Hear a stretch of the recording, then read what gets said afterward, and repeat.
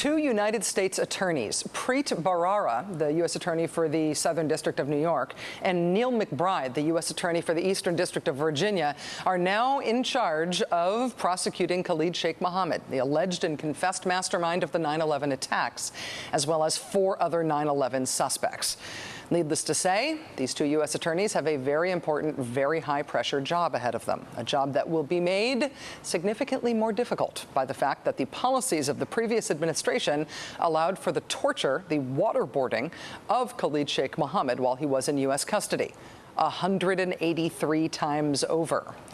In the 8-year fight over just how legal we want the fight against terrorism to be, the issue of torture, one of the recognized problems with torture, is that it's the kind of thing that a normal court might see as misconduct by the government, understandably.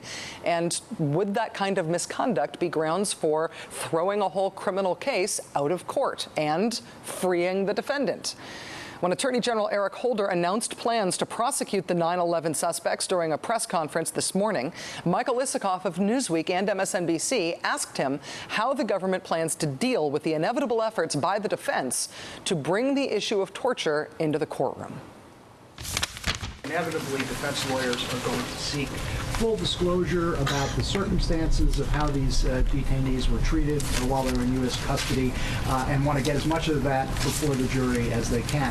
What is the department's position going to be on whether the defense will be entitled to know the full story of how these detainees were treated while they were in U.S. custody?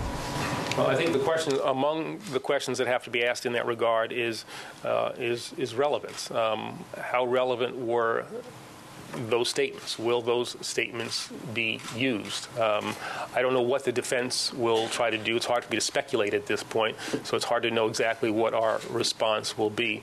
But I'm quite confident on the basis of the evidence that we will be able to present, some of which, as I said, has not been even publicly discussed before, that we will be successful in our attempts to convict those men.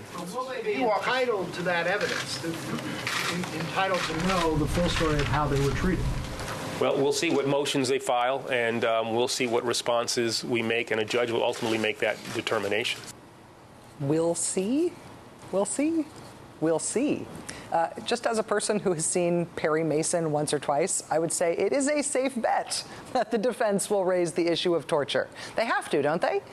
What we don't know is how the government will respond to any such motions, how the judge will rule on them, and whether they will turn a terrorism trial into a referendum on the interrogation policies of George W. Bush. Joining us now is Michael Isikoff, Newsweek investigative correspondent and MSNBC contributor. He is reporting on the potential role of torture in the upcoming terror trial of Khalid Sheikh Mohammed and other 9/11 defendants tonight at Newsweek's new Declassified blog. Mike, thanks very much for coming on the show. Great to be with you. Watching the presser, the announcement today, I have to say the Rachel Maddow Show staff was quite on fire about your question and quite mystified by the answer. Is the Attorney General saying essentially that there is enough evidence untainted by torture that they're pretty sure of a conviction anyway? Yeah, Attorney General Holder was sort of glossing over what really was the most difficult part of the process that his team of prosecutors went through in preparing for this announcement. Because they know, Attorney General said, well, we'll have to wait and see. Believe me, they gamed this quite thoroughly, and they know all the motions that defense lawyers are going to raise on this, and they were very concerned from the outset that this trial could be derailed by allegations of torture and other abusive and the abusive treatment interrogation techniques. So they worked really, really hard to construct a case that was untainted by any evidence that was gleaned from the fruit of the poisonous tree, those interrogation techniques. So much so that they even are ruling out the use of confessions that some of these defendants made to an FBI clean team that the Bush administration set up to interrogate the detainees when they came back to Guantanamo, when they came to Guantanamo, transferred out of CIA custody in the fall of 2006. The whole purpose of that clean team was try to elicit confessions untainted by torture. But what the Obama people concluded was that those FBI agents already knew what these guys had said after they had been waterboarded and subjected to abusive treatment techniques, and that alone might be enough to taint the evidence. So they looked elsewhere to try to construct an airtight case independent of that, of those techniques. Your reporting on that, them rejecting even the evidence obtained from the clean teams, implies an even deeper rejection of the Bush administration approach to these cases. I mean, not only are they trying this in a Title III, in an Article III court, in a normal court, but they're rejecting even what the Bush administration tried to do to clean up after its own evidentiary mess created by torture. Exactly. They sort of concluded that there was no way to untangle any of that evidence from what was gleaned. Now, they do believe they have a very strong case, independent of, as one official said, all that torture stuff.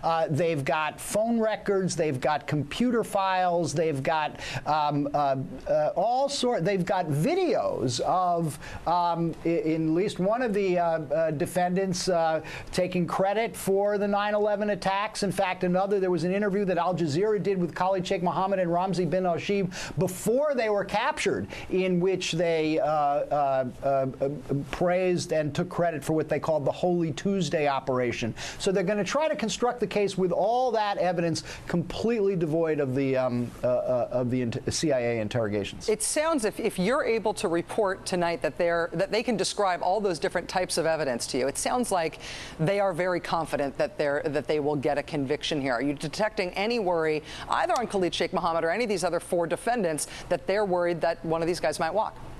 I don't think they're worried about a conviction. I don't think they think any jury in New York is ever going to vote to acquit any of these people.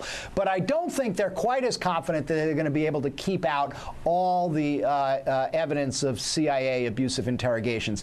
Even if it doesn't go directly to the evidence, there's pretrial proceedings about mental competence and whether or not they are fit to stand trial after undergoing all this abusive treatment. And then later on in the trial, assuming they are convicted, which I think they believe they will be, there's the death penalty phase. Right. Attorney General Holder said they're going to be seeking the death penalty, and in the death penalty phase of a federal trial, all sorts of mitigating factors can come in, including how they were treated while in U.S. government custody. Right. In the penalty phase, what we're talking about there is a lot about the defendant, not a lot about what the defendant allegedly did to earn the conviction, because that's already settled at that point. Briefly, we're out of time, Mike, but let me just ask you quickly, are there any concerns that they're going to be able to find a jury in New York that can be considered a fair jury? There'll be a very careful voir dire, but at the end of the day, I think everybody wants this. Everybody in the system wants this trial to take place, and a jury will be found. Michael Isikoff, Newsweek investigative correspondent and MSNBC contributor, and a major contributor to what we now know about this decision. Thanks for your reporting and for joining us. Thank you.